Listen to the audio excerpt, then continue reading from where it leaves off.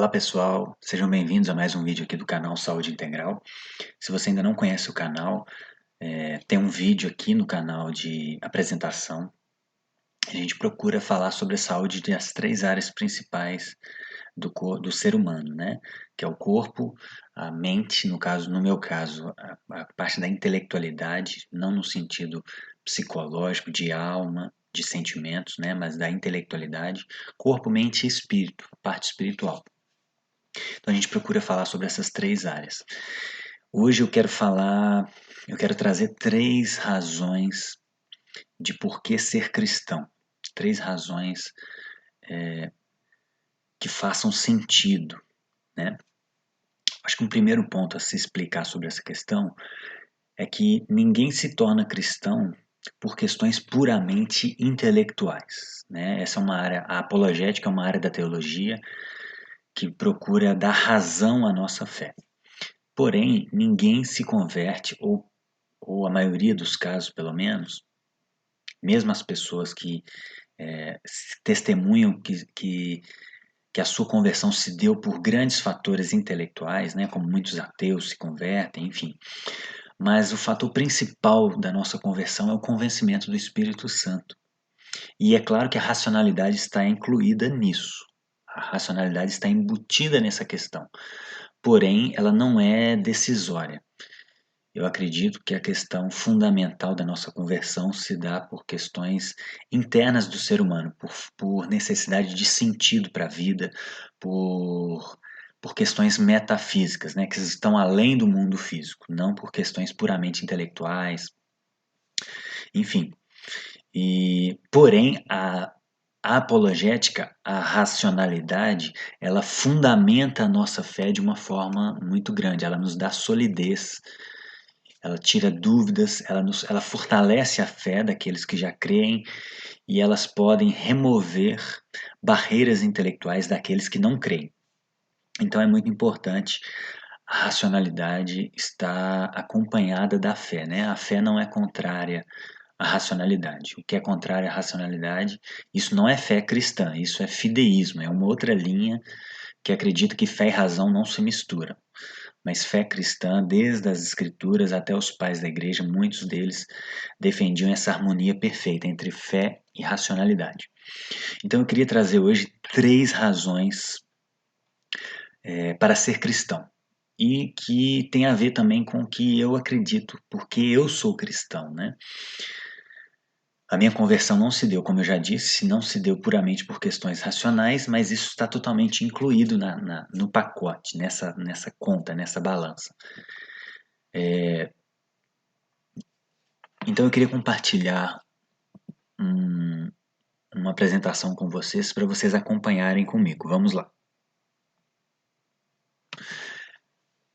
Bom, por que eu sou cristão e por que deveríamos ser cristãos?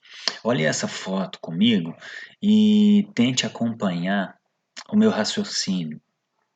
Olha onde está o planeta Terra. O planeta Terra está aqui, ó. Veja a grandeza. Isso aqui é só a Via Láctea. Veja a grandeza do Sol em relação ao planeta Terra. Nós estamos aqui em meio a esse Sol imenso, em meio a esse conjunto de planetas imenso. E se a gente ampliar um pouquinho mais, nós estamos isso aqui são várias galáxias, e nós estamos na Via Láctea, que é uma dessas galáxias, ela é mais espiral, se parece com essa aqui. E existem milhões de outras galáxias no universo. E se a gente ampliar um pouquinho mais, isso aqui são grupos de galáxias. Cada ponto desse aqui são agrupamentos de galáxias. Então existem milhares e milhares de agrupamentos de galáxias. Então a pergunta que nos fica é: nós somos, como Cortella diz, né? Nós somos uma raça em meio a milhões de raças no planeta Terra, em meio a um planeta, em meio a milhões e bilhões de planetas, numa galáxia, em meio a milhões e bilhões de galáxias. Por que acreditar que o cristianismo é a verdade? Que ela é uma narrativa em meio a milhões e milhões de narrativas. Isso dentro de um planeta pequeno, em meio a milhões e milhões de planetas. Então, por que ser cristão? Por que acreditar na narrativa cristã da realidade? Essa é uma pergunta muito boa. E essa perspectiva mais macro nos traz uma noção mais ampla da realidade e nos faz questionar de fato. Se você já é cristão, você precisa se fazer essa pergunta: por que acreditar numa narrativa em meio a tantas narrativas que existem? E por que não existem outras narrativas em meio? Porque será que não existem outras narrativas em meio a tantos planetas, a tanto espaço no universo? E eu acredito que a fé cristã, a narrativa cristã, a cosmovisão cristã, né? Cosmovisão é a visão do cosmos, é aquilo que nós acreditamos de forma macro, daquilo que nós acreditamos sobre origem, propósito e finalidade, para onde nós vamos, né?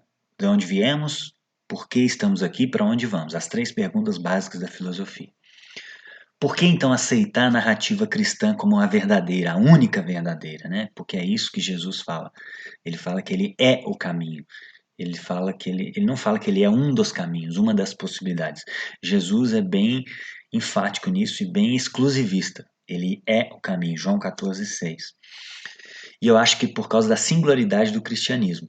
Quando a gente analisa as outras visões de mundo, nós temos o islamismo, que tem Maomé como seu, é, como seu representante, né? Temos o budismo com Buda, o confucionismo, temos Confúcio, o jainismo temos o Mahavira, o taoísmo temos o Lao Tse, e o cristianismo nós temos Jesus.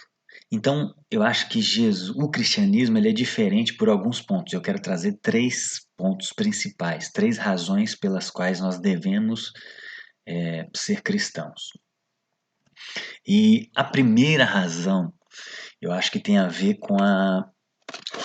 com o livro histórico. Tudo que nós conhecemos sobre Jesus e sobre a fé cristã está registrado na Escritura. E uma pergunta honesta que toda pessoa que está em busca da verdade, apenas a verdade, ela tem que se fazer é: tudo que sabemos de Jesus está registrado aqui na Bíblia. E tudo que está registrado aqui na Bíblia não foi dito por Jesus, né? Jesus não escreveu nada. Quem escreveu foram as suas testemunhas, os apóstolos, os primeiros cristãos. Como Paulo, por exemplo, que não foi testemunha ocular de Jesus, mas ele teve. Jesus apareceu, segundo ele, Jesus apareceu diretamente para ele e ele teve contato com os apóstolos que foram testemunhas oculares.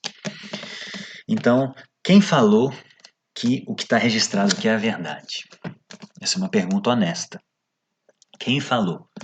Quem falou que os discípulos estavam falando a verdade? Quem falou que o que está escrito aqui foi de fato escrito pelos discípulos de Jesus? Quem falou? Então, essa é uma pergunta honesta e existem vários testes que são feitos para analisar a confiabilidade de textos históricos. Isso é feito pela história comum, isso não é só usado pela teologia. Os teólogos utilizam esses outros testes para analisar, inclusive, a confiabilidade da narrativa bíblica, porque esses testes são comuns a toda a história. E o cristianismo, uma das singularidades do cristianismo é que ele está fundamentado em um evento histórico, que é a ressurreição de Jesus. Então, se Paulo fala em 1 Coríntios que se Jesus não ressuscitou, vã é a nossa fé. Ou seja, Paulo está reafirmando que se esse fato que nós estamos defendendo não foi real, a nossa fé é vã. E de fato, se o cristianismo, esse é um diferencial dele. Para quem está acostumado com a linguagem mais filosófica e científica, o cristianismo ele é falseável, né? Karl Popper trouxe um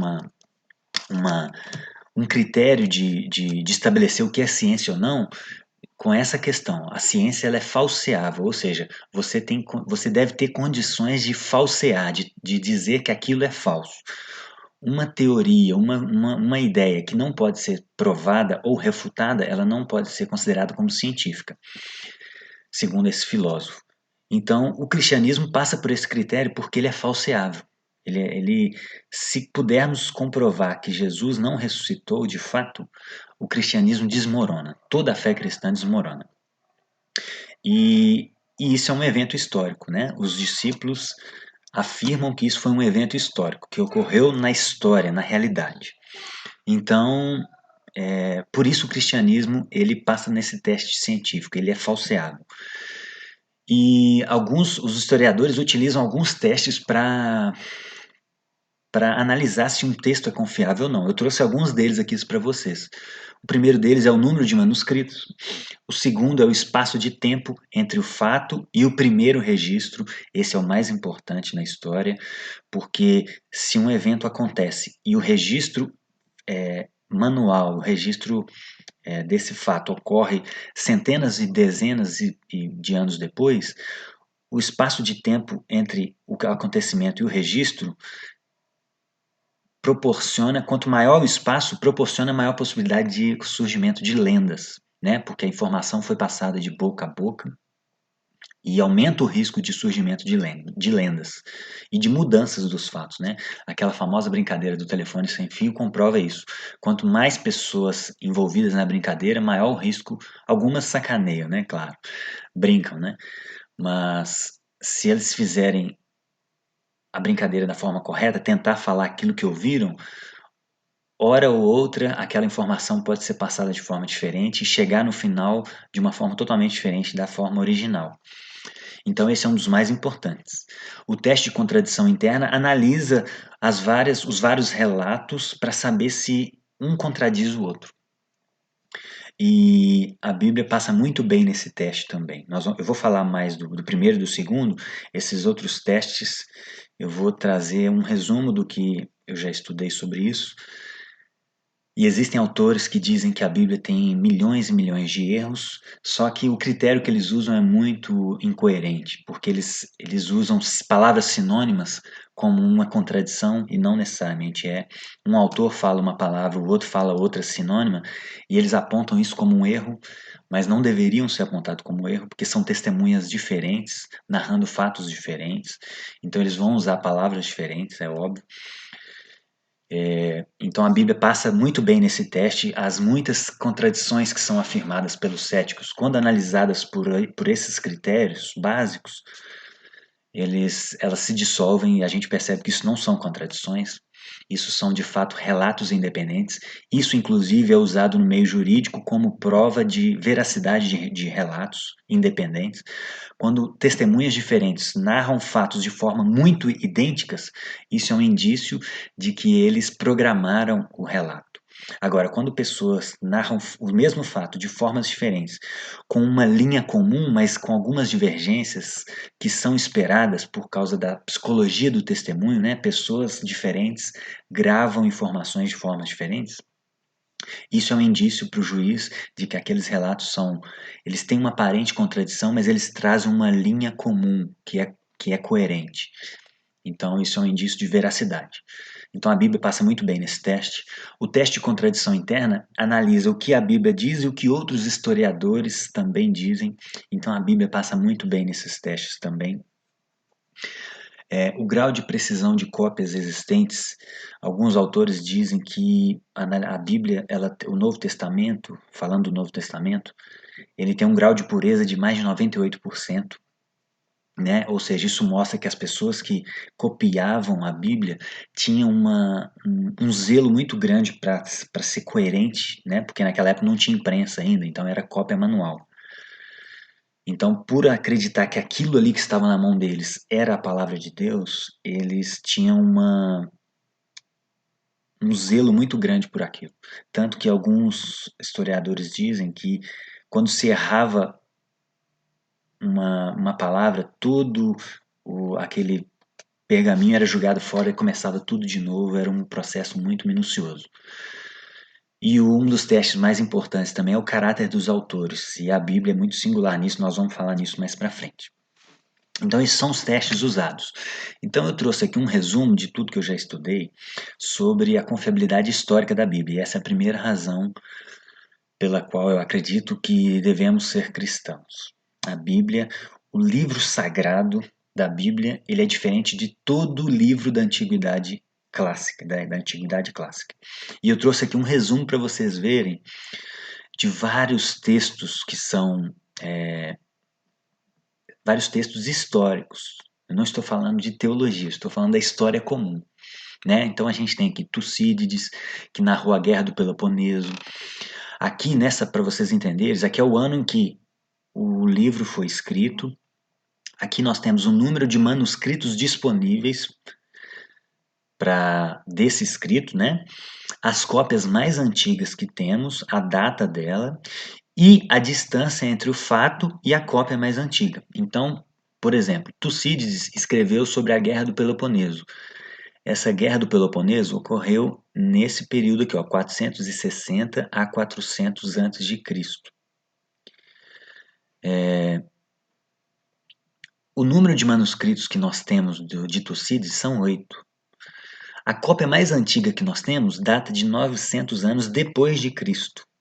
Então, quando a gente soma 400 anos antes de Cristo, mais 900 anos depois de Cristo, ou seja, a cópia mais antiga que nós temos desse relato é de 1300 anos depois do fato. Então o fato ocorreu no ano 400 antes de Cristo. A cópia mais antiga que nós temos data do ano de 900 depois de Cristo. Existe um espaço de tempo de 1300 anos entre a cópia que nós temos mais antiga e o acontecimento, o fato. E isso acontece praticamente com todos os eventos históricos. Olha, Heródoto, Aristóteles, que é um filósofo muito famoso, 1400 anos de distância entre o fato e a cópia mais antiga. César, Sófocles, há vários autores romanos, né, historiadores romanos. Flávio Joséfo, que é um judeu muito famoso. E aqui, antes do Novo Testamento, eu coloquei a Ilíada de Homero, que é a segunda colocada. É aquela que tem mais manuscritos, com manuscritos mais próximos, com a cópia antiga mais próxima. Então, olha só, a Ilíada de Homero, ela tem 643 manuscritos disponíveis. Olha só, a maioria são 9, 8, 2, um manuscrito de Lívio. Então, Homero é a segunda colocada na lista porque ela tem muitos manuscritos, ela tem 643. E a distância entre o fato, a Ilíada de Homero, o que aconteceu, o que Homero narrava, o ano de escrita, e a cópia mais antiga é de 500 anos. Agora, quando a gente olha o Novo Testamento, presta atenção. Os fatos que aconteceram, os fatos narrados no Novo Testamento ocorreram entre 50, perdão, o ano de escrita do Novo Testamento ocorreu entre 50 e 100 depois de Cristo, né? As primeiras cartas de Paulo são as mais antigas, foram escritas no ano 50, e João com Apocalipse escreveu no ano 100. Então, a Bíblia, o Novo Testamento foi escrito entre 50 e 100 depois de Cristo. Olha o número de manuscritos que nós temos do Novo Testamento. Só em grego nós temos 5.686 manuscritos. Só em grego, que é a língua original. Agora, se a gente somar com as outras línguas, copta, latim e as outras línguas da região, nós temos mais 19 mil manuscritos que somam 24.870 manuscritos, comparado com 643 da segunda colocada. Por que o número de manuscritos é importante? Porque quanto mais manuscritos, mais capacidade a gente tem de comparar um com o outro e analisar o grau de precisão das cópias e analisar a importância daqueles manuscritos para as pessoas na época e comparar erros também. Isso é uma forma de, inclusive, reparar erros. Se nós temos dois manuscritos só e tem erros entre os dois, é difícil identificar onde foi o erro. Mas se nós temos 100 manuscritos de um mesmo texto e em 90% deles existe uma palavra e apenas 2 ou 3 tem uma palavra totalmente diferente, é mais provável de que aquela palavra que está naqueles 90 seja a palavra original. Então, o Novo Testamento tem muito mais manuscritos que a maioria esmagadora dos livros da Antiguidade Clássica. E a distância entre o fato e o primeiro registro é muito importante também. Olha só, nós temos 3 principais pergaminhos que são os mais antigos que a gente tem da Bíblia. Um deles data de 130, o outro data de 155 e o outro data de 200 depois de Cristo. Isso nos dá uma distância entre o acontecimento e a cópia. A cópia mais antiga de 100 anos, 125 anos e 170 anos. Então, isso é, historicamente falando, isso é incrivelmente próximo, porque os historiadores vão dizer também que até 2 gerações é muito difícil surgir lendas. Por quê? Porque as testemunhas oculares ou as pessoas que tiveram contato com as testemunhas oculares estão vivas para desmentir alguma narrativa que não condiz com a realidade. Então, é incrivelmente próximo aos fatos as cópias mais antigas que nós temos do Novo Testamento. E ainda por outros critérios, a gente pode deduzir que o Antigo Testamento ainda é mais próximo do fato ainda. Isso é um outro ponto que dá para fazer um outro vídeo sobre isso. Mas comparando com todos os livros da Antiguidade Clássica, o Novo Testamento, olha só, gente, 1300, 1400, 1400, 500, 800 anos, o Novo Testamento tem cópias que datam de 100 anos depois do fato. Isso é incrivelmente mais preciso. Então, se você é muito comum céticos duvidarem da confiabilidade do Novo Testamento, mas acreditam nos fatos narrados por Aristóteles ou por Platão. Então, é preciso uma coerência. Se você acredita em Aristóteles, você está acreditando num documento histórico que tem uma distância entre o fato e a cópia de 1400 anos. E você duvida de um relato que data de 100 anos depois. É claro que é um bom argumento e faz sentido a seguinte questão. Eles não narram questões sobrenaturais. O que está narrado aqui na escritura são coisas muito maravilhosas. Então a gente precisa de um critério um pouco mais apurado, de fato, eu concordo. Isso é um bom argumento. Mas mesmo com esse critério mais apurado, a gente vê que a escritura ela tem critérios muito mais confiáveis do que os outros. E nós vamos ver um pouco mais disso. Aqui eu trouxe um resumo dos mais importantes, né? Para a gente comparar. E aqui são os nomes dos papiros que eu citei. O papiro Bodmer 2, que data de 200, o Chester Bet, 150, e o John Hylands, de 130. E eu já andei pesquisando, descobriram um papiro que está em pesquisa ainda, que parece que é do Evangelho de Marcos, e parece que esse é mais recente ainda, mas eu não tenho confirmação disso precisa, então não pude trazer aqui hoje para vocês. Então o Novo Testamento é incrivelmente mais confiável por esses 2 critérios, pelo número de manuscritos e pela distância entre o fato e a cópia mais antiga. Então essa é a primeira razão pela qual eu acredito que a fé cristã ela é razoável, ela é racional e pela qual a gente deveria ser cristão. Aqui eu trouxe um resumo comparando só com a Ilíada de Homero, né? Comparando, se a gente pegar os manuscritos do Novo Testamento até 500 anos, nós vamos ter uma diferença muito grande. Comparando só com a segunda colocada, a Ilíada tem apenas um manuscrito, que data até 500 anos. Os outros 642 são muito mais antigos, né? No Novo Testamento, nós temos 2 papiros do segundo século, 6 manuscritos do segundo e terceiro século, 30 manuscritos do terceiro século. Então, até 500 anos, nós temos 146 manuscritos, comparados com um manuscrito da Ilíada de Homero. Então, é impressionante o grau de proximidade entre o evento e a cópia mais antiga que nós temos da Escritura. O segundo argumento, a segunda razão pela qual eu acredito que nós podemos ser cristãos mantendo a nossa fé e a nossa razão íntegras, é a singularidade das testemunhas. Os discípulos, eles estavam dispostos a morrer por aquilo que eles acreditavam. Então, quando o cético diz que existe esse argumento, né? Os discípulos, eles inventaram a fé cristã. O que ele está dizendo é mais ou menos isso aqui que o William Lane Craig traz no livro dele. Esse livro aqui é o livro Em Defesa da Fé. Eu vou confirmar o nome do livro. Mas esse livro, ele faz o seguinte, ok, o cético está dizendo o seguinte, os discípulos se reuniram após a, a morte de Jesus, né? Se essa hipótese estiver correta, porque Jesus não ressuscitou, eles se reuniram e bolaram um plano. Ok, vamos inventar que Jesus ressuscitou, vamos roubar o corpo dele, né? Porque senão, se a gente não roubar o corpo dele, os romanos vão apresentar o corpo dele e vão desmentir a gente.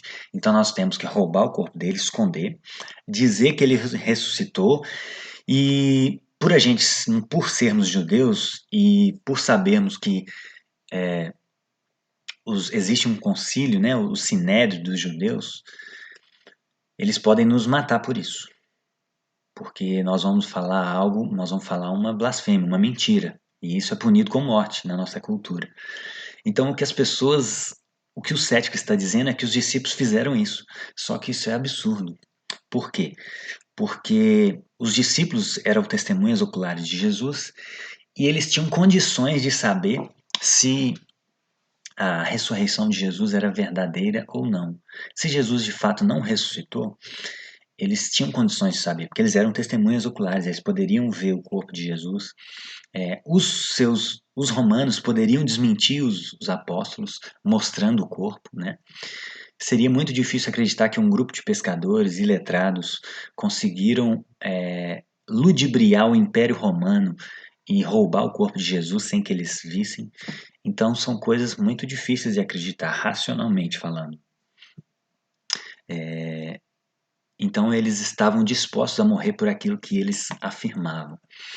E dos 11 apóstolos, né, tirando Judas que o traiu, que morreu enforcado, que suicidou, todos eles morreram como mártires. Todos eles foram martirizados de forma muito violenta. André, por exemplo, foi crucificado. Tiago foi morto por espada. Filipe foi crucificado. Bartolomeu foi crucificado. Tomé foi morto por uma lança. Mateus foi morto à espada. Tiago, outro Tiago, foi crucificado. Tadeu foi morto por flechas. Simão o Zelote foi crucificado. Pedro foi crucificado de cabeça para baixo, porque ele acreditava que não era digno de morrer da mesma forma que Jesus. Então ele pediu para ser crucificado de cabeça para baixo. Então João foi o único também que não foi martirizado, porque ele morreu na ilha de Patmos, foi exilado, né? Mas também sofreu muito por isso. Então, se a gente pensar nas testemunhas, quem narra os fatos tinha um caráter muito aprovado, porque ninguém se dispõe a morrer por aquilo que sabe ser mentira. Se você sabe que algo é mentira, é pouco provável que você se disponha a morrer por isso. Então os apóstolos eles foram pressionados até a morte para negar aquilo que eles acreditavam, tanto pelos judeus, os religiosos, tanto pelos romanos, porque os judeus temiam pela questão religiosa, né? Tinha muito inveja também, mas eles estavam preocupados em manter a verdade da escritura. Então, por isso que eles pressionaram muito os apóstolos. E os romanos, porque os cristãos estavam levantando tumulto. Então, eles tinham questões políticas envolvidas. Então, eles foram pressionados até a morte. E eles não negaram aquilo que eles diziam que tinha acontecido, que Jesus tinha saído do túmulo vivo. Isso é uma razão muito grande para a gente acreditar nesse relato. Né? As testemunhas são confiáveis, porque ninguém em sã consciência morre por aquilo que sabe ser mentira. Eles podem estar enganados, mas eles tinham condição de saber se eles estavam sendo enganados, porque eles estavam na cultura. Alguém hoje é diferente, porque não tem acesso aos fatos, mas eles tinham acesso aos fatos. Se alguém tivesse roubado o corpo, que não os discípulos, eles poderiam procurar o corpo, mas ainda assim eles relatam que Jesus apareceu fisicamente para eles. Não é só uma questão de não saber onde está o corpo de Jesus e inventar uma história. Eles diziam que Jesus apareceu para eles. Então eles falavam com muita propriedade. Olha, eu sou testemunha ocular desses fatos. Eu estou dizendo que Jesus apareceu em carne para mim. Nós tocamos nas feridas dele. Ele ressuscitou de fato. O relato é muito enfático. É difícil achar uma teoria coerente que explica como que judeus que não acreditavam na ressurreição do- imediata, eles acreditavam na ressurreição do último dia, mudaram a sua crença milenar e se dispuseram a morrer por aquilo que eles estavam afirmando. É muito difícil explicar isso. Então, essa é uma outra evidência da veracidade da fé cristã, da veracidade dos eventos narrados na Bíblia. E a última e mais importante, a terceira razão pela qual eu sou cristão e pela qual eu sugeriria você também ser cristão, é a singularidade de Jesus. Jesus, diferente de todos aqueles representantes religiosos que eu citei, Maomé, Buda, Confúcio, ele, ele tinha algo diferente. Por quê? Porque Buda, Maomé, Confúcio falavam de Deus. Jesus também falava de Deus, só que Jesus tem um diferencial. Jesus dizia ser o próprio Deus. Isso é totalmente diferente. Maomé nunca disse que ele era o próprio Deus encarnado. Buda nunca disse que ele era o próprio Deus encarnado. Jesus disse que era o próprio Deus encarnado. E C.S. Lewis lança uma pergunta muito importante. Se Jesus não é Deus, ele ou é louco ou ele é mentiroso. Perdão. Se Só existem três possibilidades para explicar Jesus. Ou ele era o próprio Deus encarnado, como ele dizia ser, ou ele era louco, ou ele era mentiroso. Porque ninguém em sã consciência afirma ser o próprio Deus encarnado e se dispõe a morrer por isso, porque isso era uma blasfêmia. Os judeus mataram Jesus exatamente porque ele se dizia ser Deus. Então, se Jesus não era Deus, ou ele era louco ou ele era lunático. Ou ele era louco ou ele era mentiroso. Louco, é difícil acreditar que Jesus era louco, porque ele tinha uma consciência de vida muito grande, ele ensinou coisas muito profundas. Ninguém que é louco ensina coisas tão profundas como Jesus ensinou. Ele tinha uma consciência da vida muito grande. Mentiroso também é difícil acreditar que Jesus era, pela integridade do seu caráter que ele demonstra. Então, acho que a hipótese mais plausível para explicar Jesus é que ele era de fato o próprio Deus encarnado.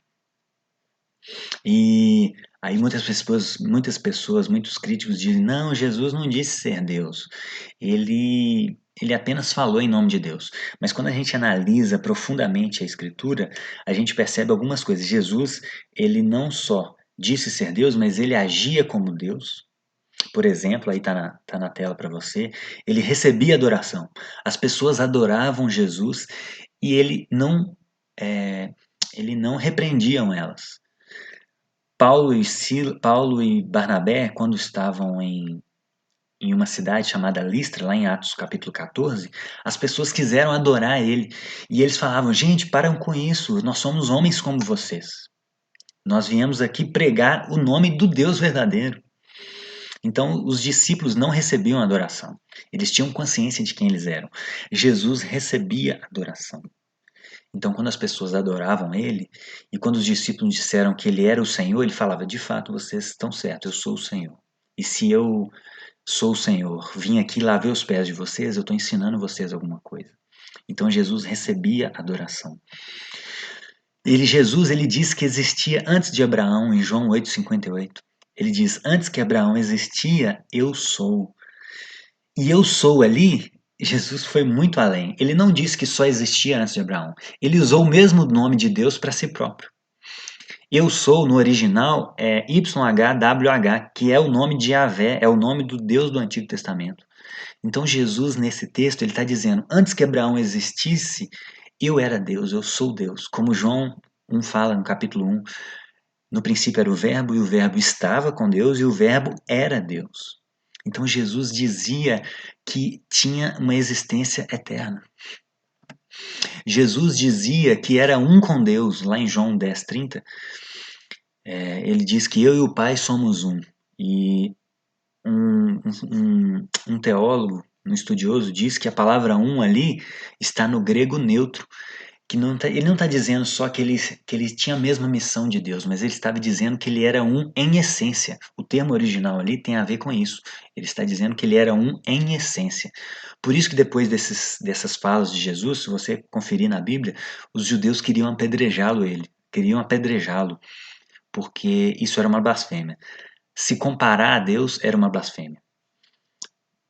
Mas Jesus estava se comparando porque ele era o próprio Deus. Ele não era uma pessoa se comparando a Deus. Ele era o próprio Deus. E Jesus também perdoava pecados, algo que, pela Bíblia, só Deus poderia fazer.